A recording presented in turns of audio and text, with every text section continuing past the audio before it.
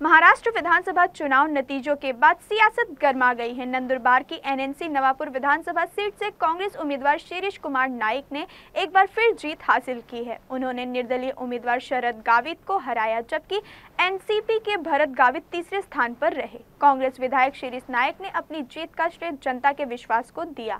हालांकि उन्होंने ईवीएम को लेकर अपनी नाराजगी जाहिर की और इसे सुधारने की मांग की। नाइक ने स्वीकार किया कि महाविकास आघाड़ी को लाड़की बहन योजना जैसे सरकारी कदमों के कारण झटका लगा। उन्होंने कहा कि राज्य और जिले में महाविकास आघाड़ी के कई वरिष्ठ नेताओं की हार से जनता में सवाल खड़े हो रहे हैं। उनके मुताबिक इन हारों के पीछे की वजहों पर गंभीरता से विचार किया जाना चाहिए। शिरीष नाइक ने यह भी कहा कि उनकी जीत जनता के प्रति उनके सेवा और काम का नतीजा है।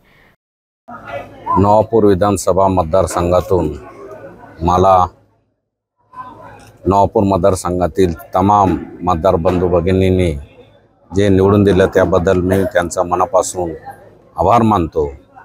आणि नवापूर विधानसभा मतदारसंघातील जे काही इतर प्रश्न असतील ते निश्चितच मी सोडवण्याचा विरोधी पक्षाचा महाविकास आघाडी विरोधी पक्षात बसेल तरी सुद्धा सरकारमध्ये जे कोणी असतील त्यांच्याशी हे करून मी निश्चितच तालुक्याच्या विकासासाठी प्रयत्न करेन।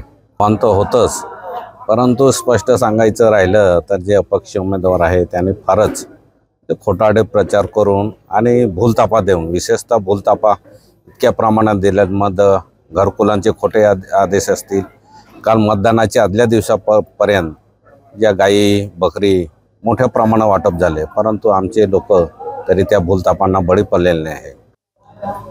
मातबर नेते पराभूत झाले असले तरी सर्वच माझ्या नवापूर मतदारसंघातील मायबाप जनतेला खरंच मनापासून धन्यवाद दिले पाहिजे की अशा विरोधी लाटे सुद्धा मला निवडून दिलं।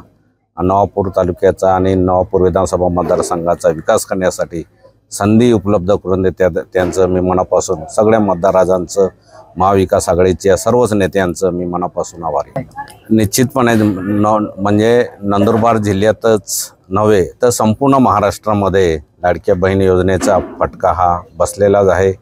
आणि काही अंशी जेव्हा दिग्गज पराभूत होतात, काही अंशी संशय जो ईवीएम मशीनचा संशय म्हणतो आपण, तो संशय